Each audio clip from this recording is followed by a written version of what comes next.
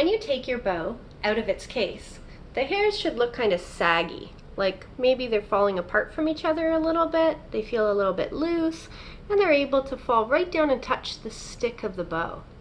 But when we want to play, we have to tighten it up. So turn the little dial at the bottom, righty-tighty, a few turns to get it tight enough.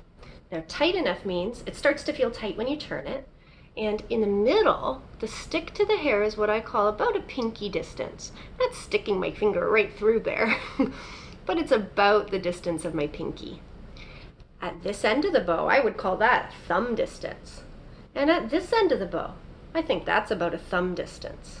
But in the center, it should only be a pinky distance, if you do it right. Once it's tight enough, grab your rosin and rosin your bow. All you're doing is rubbing it on.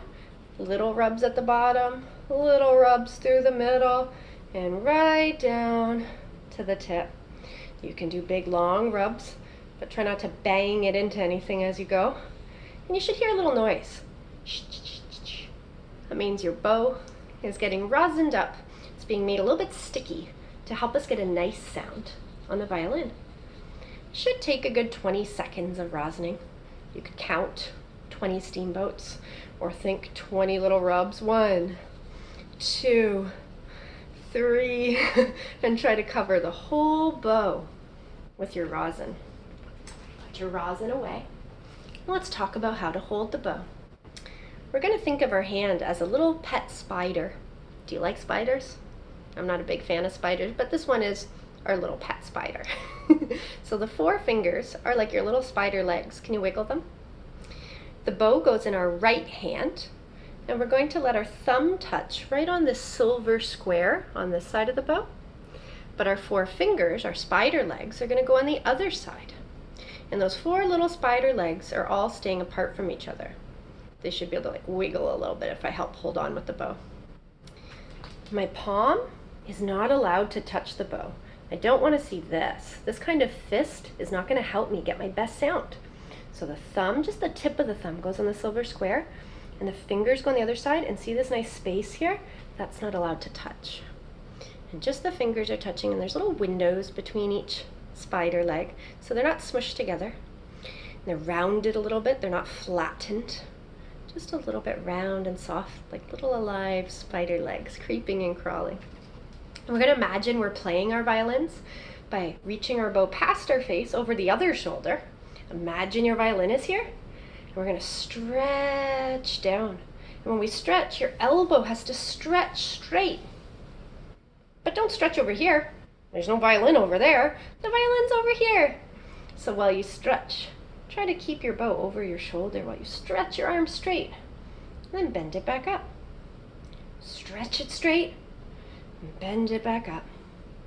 Stretch it straight, and bend it back up. Okay, are you staying nice and loose and relaxed? If you're still holding onto your bow, you might be able to pick up your violin with one hand, but you might have to put your bow down, get your violin ready first, and get it all set up on your shoulder, and have your mom and dad pass you the bow, or then bend over and pick it up. Once your violin's ready on your chin, under your chin and on your shoulder, and your back's up tall, and your thumb is on the silver square, and your fingers are all separated, then you can put your bow on the violin. And our travel road is between the wooden bridge and the blackboard. That's our path right there above the violin. And we're going to go on the A string first. We're going to stretch all the way. Keep stretching, keep going, all the way to the tip of the bow. And then come back again. Remember to stretch your elbow. Stretch, stretch, stretch, stretch, stretch. And back again. Stay gentle. If you hear a crunch, you're squeezing too hard or pressing too hard. Just float the bow gently. Drop your elbow a little bit and turn to the squeaky E string. Be very gentle.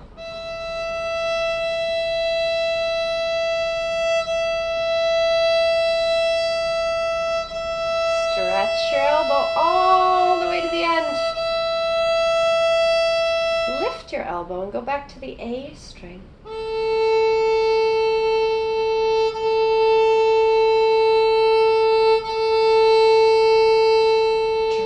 Elbow and go to the E string.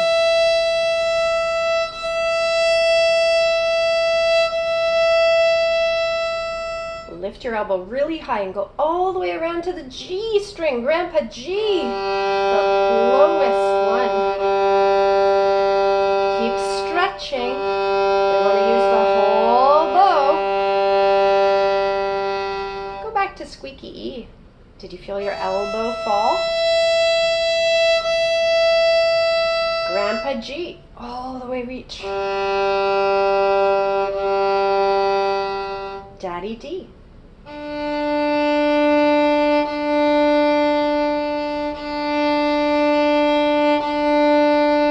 Grandpa G, stretch. Lift your elbow. Squeaky E. Apple A. Take a rest. Let your violin come off your shoulder. Just let your other elbow help hold on to it, kind of like a guitar. Good. So now just watch and listen while I play a little open string warm-up. Just watch. I'm going to start on the E string and play 2 bows. All the way down and all the way up. Now the A string. All the way down, all the way up. Now the D string. All the way down, all the way up. And Grandpa G. All the way down, all the way up. Are you ready to try it with me? Okay, is your left hand still holding on to the violin? Twist and turn all the way to your shoulder. Chin, hold on. Not the cheek, but the chin. Check your spider, thumb on the silver square, fingers separated. No hand is allowed to touch the bow. No fists, no grabbing with the fingers. Just one little speck of finger and thumb touching the bow. Put your bow on squeaky E. You're going to do 2 bows on each string. Ready? Down, E. Up, E. Turn to A. Down, A. Up, A. Turn to D. Down, D. Up, D. Turn to G. Down, G. Up, G. Now you can practice that on your own. Keep practicing your plucking of your strings and holding the violin properly, and keep practicing getting the most beautiful sound on each of your strings.